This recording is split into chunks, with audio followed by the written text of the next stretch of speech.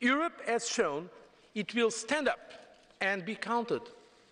Those who predicted the demise of the European Union were proved wrong. The European institutions and the Member States have demonstrated leadership. My message to each and every European is that you can trust the European Union to do what it takes to secure your future. The economic outlook in the European Union today is better than 1 year ago, not in the least as a result of our determined action. The recovery is gathering pace, albeit unevenly, within the Union. Growth this year will be higher than initially forecast. The unemployment rate, while still much too high, has stopped increasing. Clearly, uncertainties and risks remain, not least outside the European Union. But we should be under no illusions. Our work is far from finished. There is no room for complacency. Namely, the problem of unemployment is an extremely serious problem. Budgetary expansion played its role to counter the decline in economic activity. But it is now time to exit. Without structural reforms, we will not create sustainable growth. We must use the next 12 months to accelerate our reform agenda. Earlier this year, we acted decisively when euro area members and the euro itself needed our help. We have learned hard lessons. Now we are making important progress on economic governance. The Commission has put its ideas on the table in May and in June. They have been well received by this Parliament and in the task force chaired by the President of the European Council. They are the basis around which a consensus is being developed. We will present the most urgent legislative proposals on 29 September so as not to lose the momentum. Unsustainable budgets make us vulnerable. Debt and deficit lead to boom and bust, and they unravel the social safety net. Money that's spent on servicing debt is money that cannot be spent on the social good, nor to prepare ourselves for the costs of an aging population. A debt generation makes an unsustainable nation. Our proposals will strengthen the Stability and Growth Pact through increased surveillance and enforcement. And we need to tackle severe macroeconomic imbalances, especially in the euro area. That is why we have made proposals early on to detect asset bubbles, lack of competitiveness, and other sources of imbalances.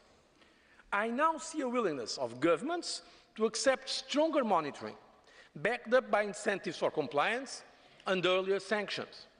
The Commission will strengthen its role as independent referee and enforcer of the new rules.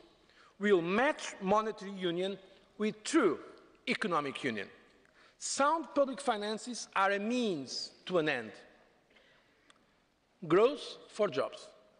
Our goal is growth, sustainable growth, inclusive growth. This is our overarching priority. This is where we need to invest. Europe 2020 starts now. We must front-load and accelerate the most growth-promoting reforms of our agenda. This could raise growth levels by over a third by 2020.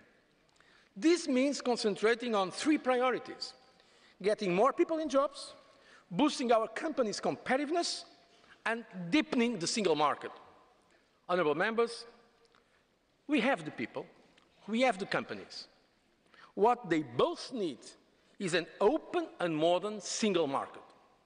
The internal market is Europe's greatest asset, and we are not using it enough. We need to deepen it urgently. Only 8% of Europe's 20 million SMEs engage in cross-border trade, still fewer in cross-border investment. And even with the Internet, over a third of consumers lack the confidence to make cross-border purchases. At my request, Mario Monti presented an excellent report and has identified 150 missing links and bottlenecks in the internal market.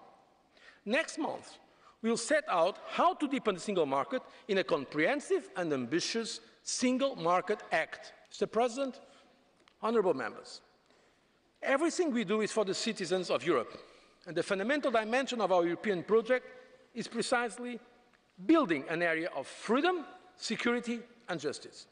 We are working hard to implement the Stockholm Action Plan. We will make a real push on asylum and migration. Legal migrants will find in Europe a place where human values are respected and enforced.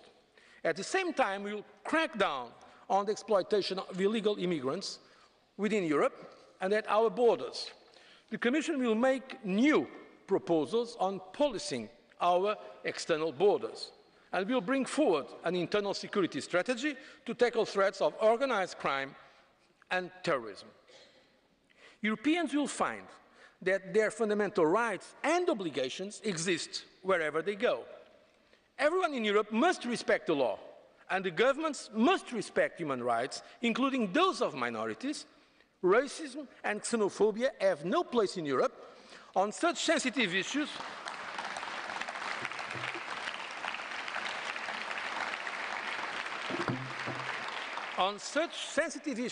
and when a problem arises, we must all act with responsibility. I make a strong appeal not to reawaken the ghosts of Europe's past. I believe Europe offers real added value.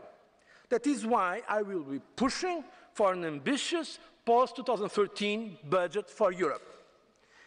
I believe we should pool our means to back our policy priorities. The issue is not about spending more or less, but spending more intelligently, by looking at European and national budgets together. That's why we should also explore new sources of financing for major European infrastructure projects. For instance, I will propose the establishment of European Union project bonds, together with the European Investment Bank.